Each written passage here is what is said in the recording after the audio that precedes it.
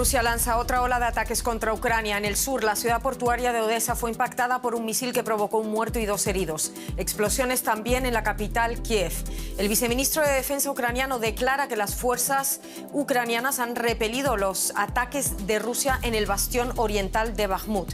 Bienvenidos a esta nueva edición de DW Noticias. Soy Ana Plasencia en Berlín.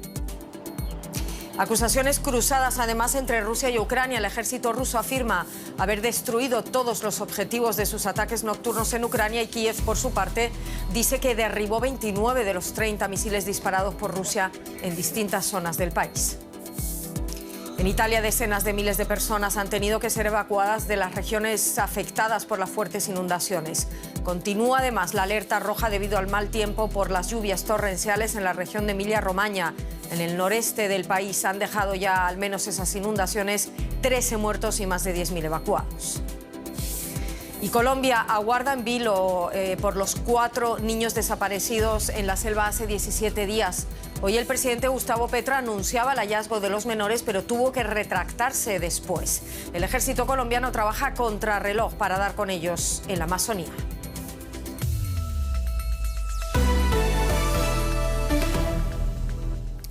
Son esfuerzos diplomáticos que contrastan con nuevos ataques aéreos rusos contra varias ciudades ucranianas. El enviado especial chino Li Wei mantuvo un encuentro con el presidente ucraniano Volodymyr Zelensky, al que advirtió de que todas las partes tienen que crear las condiciones para terminar la guerra y dar comienzo a conversaciones de paz. Fue lo que dijo. Una paz que sigue muy lejos. En el sur, en el puerto de Odesa, fue impactado por un misil que provocó un muerto y 2 heridos. Explosiones también en la capital ucraniana, Kiev. Según la Fuerza Aérea de Ucrania, Rusia ha lanzado un total de 30 misiles de diversos tipos. Humo nuevamente sobre Kiev. Por 9ª vez en lo que va de mayo, cohetes rusos impactaron en la capital ucraniana. 30 misiles de crucero fueron lanzados contra ciudades ucranianas durante la noche. Pero gracias a la mejora de sus capacidades defensivas, Ucrania asegura haber derribado 29 de ellos. Estos daños junto a un jardín de infantes fueron ocasionados por un cohete derribado. Hubo una explosión muy fuerte. Después vi el humo. Me di cuenta de que algo había caído sobre los garajes. El mío está al lado. Ahora veo que son restos de un cohete. El misil que consiguió acertar en su objetivo lo hizo en el puerto de Odesa, en el sur del país. Una persona murió y 2 resultaron heridas, según las autoridades. La más reciente escalada llega cuando los aliados han provisto de armas cada vez más sofisticadas a Kiev antes de su largamente esperada contraofensiva de primavera. Aquí la gente está resignada a vivir en guerra. Es tan solo un día más bajo ataques rusos. Lo limpiamos. Ahora vamos a retirar la arena porque hay cenizas y aquí hay niños. Todo quedará limpio y como antes. Pese a los daños, la mejorada defensa antiaérea de Ucrania podría estar dando un inusual respiro a los ucranianos. En Italia, la misma región que el pasado verano sufría las consecuencias de la sequía y veía cómo el Po, su río más caudaloso, languidecía, está ahora anegada. Al menos 13 personas han muerto ya y hay varios desaparecidos tras esas graves inundaciones en la región de Emilia-Romagna. Está ubicada en el noreste de Italia. Más de 10.000 personas han tenido que abandonar sus hogares y cientos de bomberos y equipos de rescate han sido desplegados para apoyar esas labores. Las autoridades advierten que lo peor podría estar por venir, pues continúa la alerta roja por el mal tiempo. Lluvias torrenciales en Emilia-Romagna desbordan ríos y obligan a evacuar a miles de personas. El Gran Premio de Fórmula 1 en Imola ha sido suspendido. Conectamos en Roma con nuestra compañera Elisabetta Piqué. Elisabetta, ¿cómo siguen esas tareas de rescate y evacuación? Las imágenes que nos llegan y que estamos viendo son desgarradoras. Familias enteras lo han perdido todo. Sí, las imágenes que llegan de la Emilia-Romagna, una región de rodillas, son realmente muy impresionantes. Siguen a contra el reloj, te diría, los trabajos de rescates. Hay más de 1.000 voluntarios, más de 700 bomberos, las 3 fuerzas armadas, ejército, aviación, helicópteros gomones siguen rescatando a muchísimas personas que han quedado aisladas, con sus casas invadidas por el agua y que no pueden comunicarse porque no hay más de 27.000 personas sin electricidad, tampoco hay agua potable, es decir, los responsables de los rescates siguen diciendo que la prioridad sigue siendo salvar gente. Y es muy difícil porque esta terrible inundación ha colapsado todo lo que es la movilidad. Italia se encuentra bien o mal partida en dos, con autopistas bloqueadas, líneas ferroviarias bloqueadas y muchísimas rutas también bloqueadas. Elisabetta, lo peor es que continúa esa alerta roja en Emilia-Romagna por el mal tiempo. ¿Qué podemos esperar para los próximos días? Sobre todo en cuanto a esas labores de rescate que probablemente se van a ver entorpecidas si sigue lloviendo de esa manera. Sí, bueno, la Protección Civil en realidad dijo que la alerta roja mañana, más que con fuertes lluvias, va a haber precipitaciones, pero no tan fuertes, no esas bombas de agua que ha habido en las 2 últimas semanas, que justamente ha llovido en 2 semanas, lo que solía llover en 6 meses, sino más bien por los deslizamientos, por los derrumbes, por los aludes, los Apeninos, los montes, las colinas de toda esta zona se están desmoronando justamente por el agua, y ese es principalmente el problema, y por eso el alerta roja: desmoronamiento, deslizamiento de tierra y derrumbes que pueda haber de puentes. Se espera también para el martes que viene un consejo de ministros en el cual el gobierno de Giorgia Meloni, que dijo que va a estar junto a la población en esta emergencia, va a decretar nuevas medidas de ayuda para este desastre absoluto en este momento en Italia. Italia afectada por un severo desastre natural. Elisabetta Piqué, muchísimas gracias por todas estas informaciones. Un cordial saludo. Gracias a ustedes. Nos ocupamos ahora de nuestra región. En Colombia, el presidente Gustavo Petro se retractó este jueves en su cuenta de Twitter de un anuncio que había hecho antes sobre el rescate de 4 niños en la selva tras un accidente de una avioneta el pasado 1 de mayo. El mandatario lamentó lo sucedido y aseguró que la búsqueda continúa. Bueno, pues esas tareas de rescate lideradas por militares continúan incansables para hallar a los menores de 13, 9 y 4 años, además de un bebé de 11 meses. Más de 100 soldados con perros rastreadores siguen la pista de los menores y caminan por la selva entre los departamentos sureños de Guaviare y Caquetá, el lugar donde se estrelló la avioneta. Pues sí, son horas de angustia las que se viven también en Colombia por el destino de esos 4 menores desaparecidos en la selva de la Amazonía, y ya van 17 días. Alexandra Correa en Bogotá. Vamos a ver las informaciones, Alexandra, son muy contradictorias. ¿Qué más sabemos, en primer lugar, sobre el paradero de los niños? Bueno, Ana, nada concreto. A esta hora sigue la búsqueda, como lo has dicho y lo expresó el propio presidente Gustavo Petro, y el comunicado del Instituto Colombiano de Bienestar Familiar, quienes son los encargados de proteger y restablecer los derechos de los niños aquí en Colombia. Fueron ellos quienes, como organismo estatal, recibieron la información preliminar de cara al supuesto hallazgo, en donde una última versión dada por un campesino de la zona y un equipo indígena de búsqueda, como nos informaba la OPIAC, la Organización Nacional de los Pueblos Indígenas de la Amazonía colombiana, quienes habrían encontrado a los niños y habrían comunicado a la fuente oficial del gobierno que recibió esta información. Dijeron que los llevaban en lancha en la ruta Mitú-Cachiporro al suroriente colombiano. Sabemos que el ejército colombiano trabaja contra reloj, Ana, para dar con el paradero de los niños en la Amazonía del país. Si es cierta esta información, pero nada más sabemos de momento. A ver, lo que me pregunto, Alexandra, y perdona que insista, es cómo es posible que el presidente del país, Gustavo Petro, comunique vía Twitter que los 4 hermanos habían sido hallados con vida. Creo que al principio fue a partir de informaciones recibidas por un organismo estatal. Se contradice también con lo que dices tú. Luego rectificó, lamentó lo sucedido. Las fuerzas militares de entrada no habían confirmado la noticia. ¿Cómo es posible un error tan grave?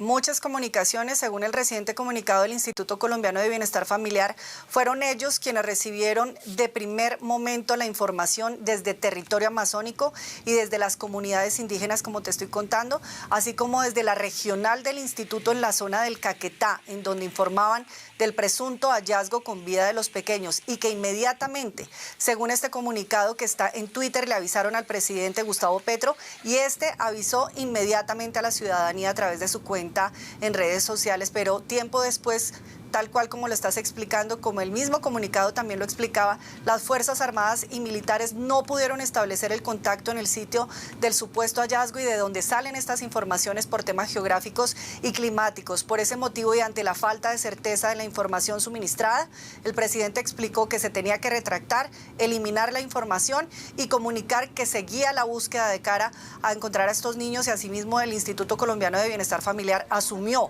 haber sido la fuente del presidente en esta información que aún no se ratifica, Ana. Alexandra, muy brevemente, vamos a ver, esa búsqueda es angustiosa, las condiciones son adversas en la región amazónica. ¿Cuáles son las mayores dificultades para quien quiere sobrevivir y para quienes van a rescatar? Brevemente, si es posible. Todo tipo de obstáculos, Ana, empezando por la vegetación que se espesa en el Amazonas, el clima es muy húmedo, llueve con frecuencia, quien cae en la selva se encuentra con animales peligrosos como jaguares, serpientes, y tras 17 días sin comida o agua, poder sobrevivir sería una proeza. Estamos hablando, como lo dijiste, de niños de 11 meses de nacidos, de 4 años, de 9 y 13 años. El país espera que realmente hayan sobrevivido, Ana, y nosotros aquí en Deutsche Welle estaremos también muy pendientes de todas las informaciones. Así es, y estarás tú para contarlo. Alexandra, muchísimas gracias como siempre por todo esto. Un fuerte abrazo. El relator especial de Naciones Unidas para el Derecho a la Libertad de Reunión Pacífica y Asociación considera que durante las protestas antigubernamentales de Perú hubo un uso excesivo de la fuerza. Esta habría sido la causa de que se produjeran tanto la muerte de manifestantes como de miembros de las fuerzas del orden. Así lo determinó ese relator, se llama Clément Boulet, tras una visita de 10 días al país andino que incluyó encuentros con la presidenta, con manifestantes y también con familiares de las víctimas. Además, dijo que no haber encontrado evidencia de que los participantes de las marchas contra Dina Boluarte y el Congreso fueran terroristas, tal como aseguran algunos actores políticos. Entre el pasado diciembre y marzo de este año, Perú fue escenario de violentas protestas antigubernamentales que se cobraron la vida de 60 personas.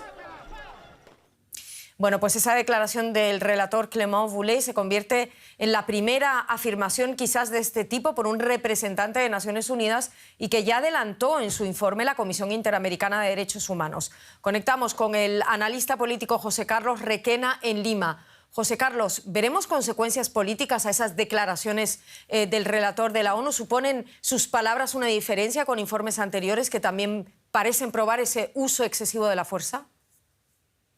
Buenas tardes, Ana. Bueno, mira, de alguna manera creo que más bien confirman lo que ya han encontrado tanto Human Rights Watch como la Comisión Interamericana.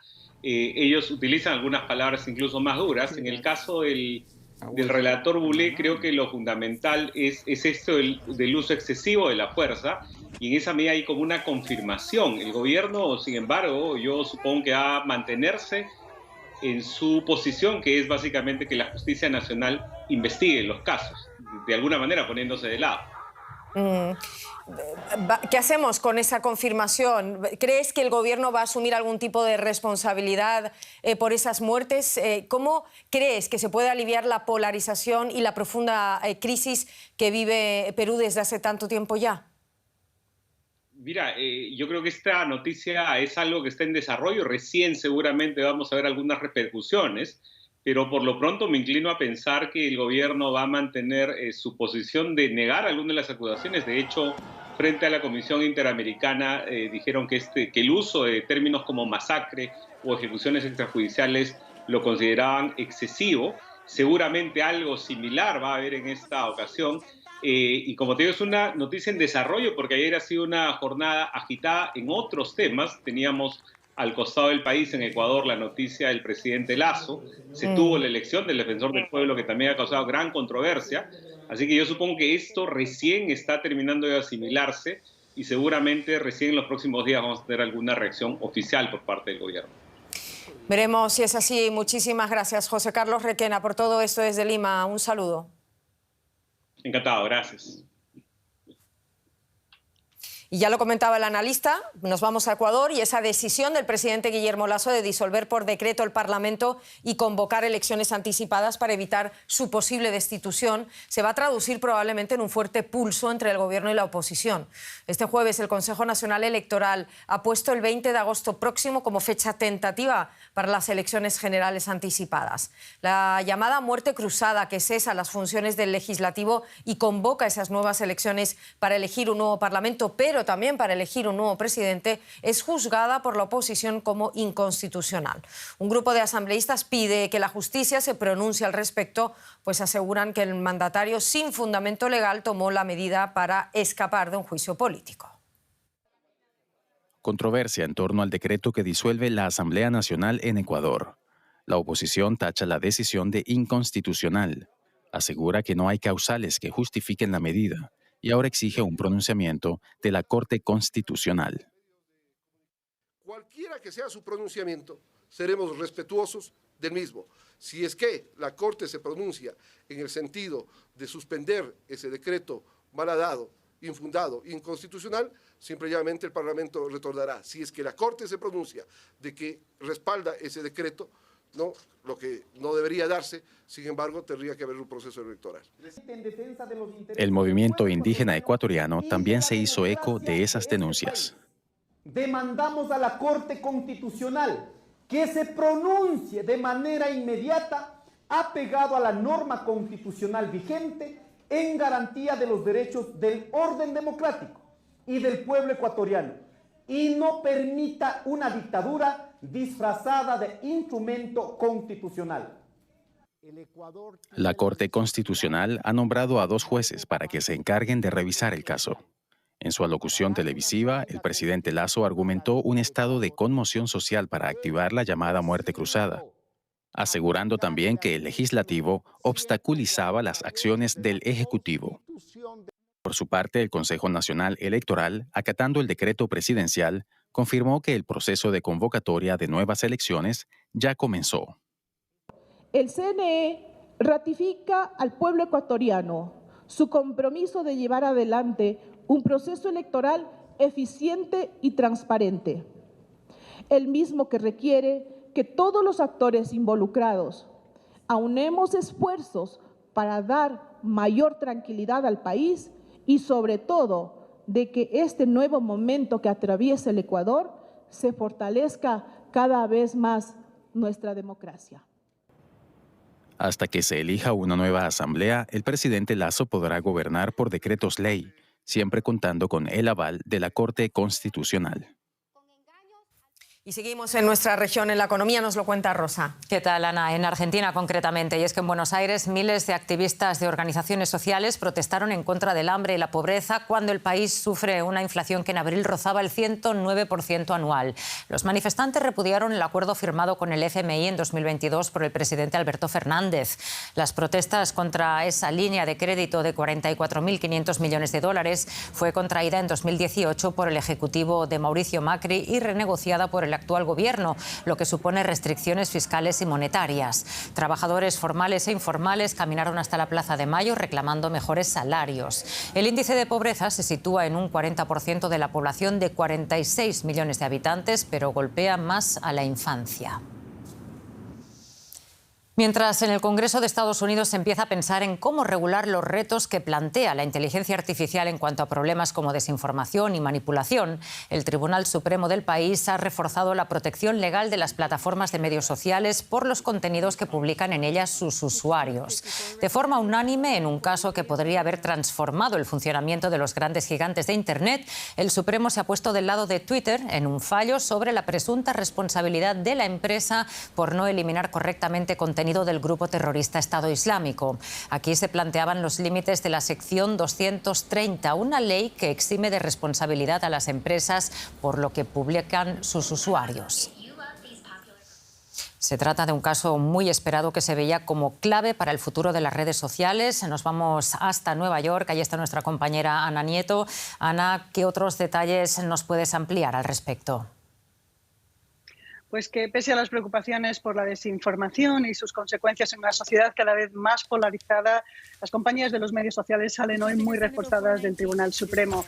Este tribunal ha dejado intacto y sin fisuras el escudo de protección que protege ante la responsabilidad de sus contenidos en 2 casos por terrorismo. Es un escudo de protección que no tienen los medios tradicionales como la prensa, la radio y la televisión, por supuesto. El primer caso era contra Twitter. El tribunal estimó que la familia de Narras al-Assaf no ha demostrado que Twitter ayudara y permitiera intencionalmente con sus contenidos la acción del grupo terrorista ISIS en un atentado en Estambul en el año 2017. En el que fallecieron al-Assaf y 38 personas más.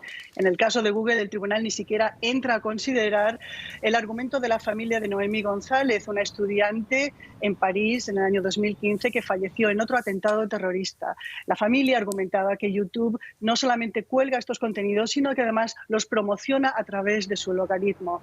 La gestión del contenido queda así completamente en manos de las compañías de medios sociales, algo que en el Congreso los legisladores cada vez lamentan más, pero que no le encuentran una solución, no saben cómo dar marcha atrás. Bueno, y hablando de redes sociales y refiriéndonos también a estos casos, debemos recordar que Montana es el primer estado en prohibir el uso de TikTok en su territorio. Pero ¿cómo lo va a hacer? Pues otra vez han sido las preocupaciones sobre privacidad y la gestión de datos personales de TikTok, que preocupa cada vez más a nivel nacional, federal e incluso internacional.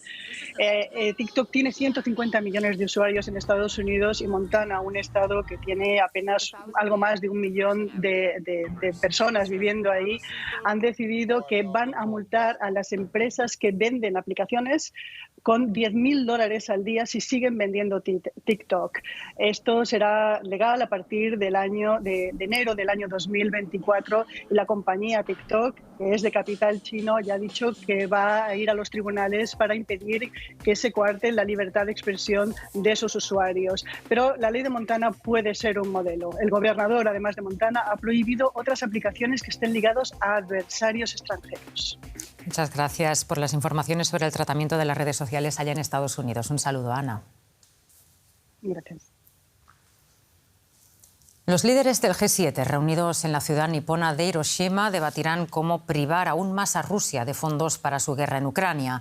Una de las posibles vías será sancionar el comercio de diamantes rusos, según afirmó una fuente cercana a la cumbre. En 2021, Moscú exportó diamantes por un valor de casi $5.000 millones y es hoy en día una de sus principales fuentes de ingresos. El canciller alemán Olaf Scholz dijo que la declaración conjunta pretende cubrir las lagunas existentes en las restricciones comerciales. Y hasta aquí la economía. Vamos con otros temas de hoy, Ana. Nos desplazamos a Irán cuando se cumplen 8 meses de la muerte de Gina Masha Amini, una joven que se encontraba bajo custodia policial cuando murió, lo que desató protestas en todo el país. Las autoridades iraníes aún luchan para recuperar el control de la situación y aunque las protestas masivas son ahora menos comunes, la resistencia contra los líderes islámicos se percibe en todas partes. Deutsche Welle habló con algunas de las mujeres que desafían unas leyes que coartan sus libertades. Imágenes de la capital iraní estos días. Mujeres con velo y mujeres sin él.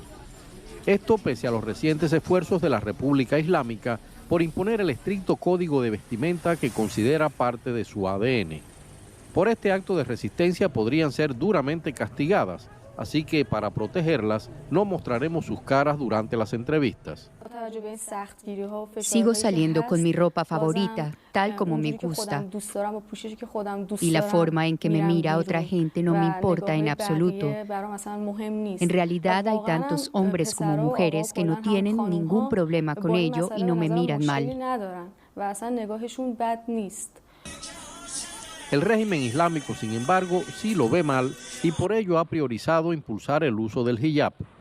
Y pese a que la llamada policía de la moral no muestra una gran presencia en las calles, el régimen ha encontrado otras formas de hacer presión sobre quienes no obedezcan. Cámaras de vigilancia monitorean los espacios públicos en busca de mujeres que violen la norma. Más de 2.000 negocios han sido cerrados por servir a mujeres sin velo y pese a ello, muchos otros lo siguen haciendo, pues básicamente difieren del punto de vista de los líderes islámicos. Este hombre habló con DW bajo condición de permanecer en el anonimato. Creo que es un movimiento muy retrógrado. La idea que promueven va contra el progreso de la sociedad.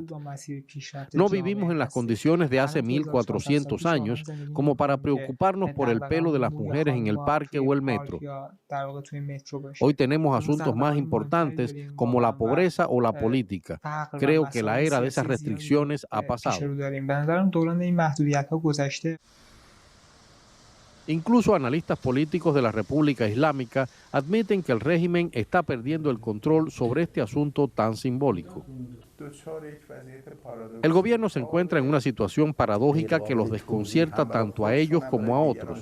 Mientras aseguran mantener su posición, en la práctica parecen ser incapaces de tomar medidas en las calles.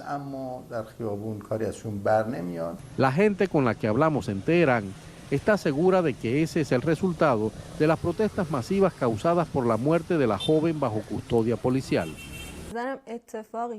Creo que lo que sucedió en este reciente alzamiento fue que todos aprendimos una lección de valentía. Pienso que estas multas y estas restricciones que se le imponen a la sociedad y aumentan a diario, carecerán de un verdadero efecto, pues hemos aprendido a ser valientes. Esa valentía es lo que mantiene nerviosos a los líderes iraníes, pues podría extenderse a otras restricciones que la República Islámica impone a sus ciudadanos y, por ende, cuestionar aún más su permanencia en el poder.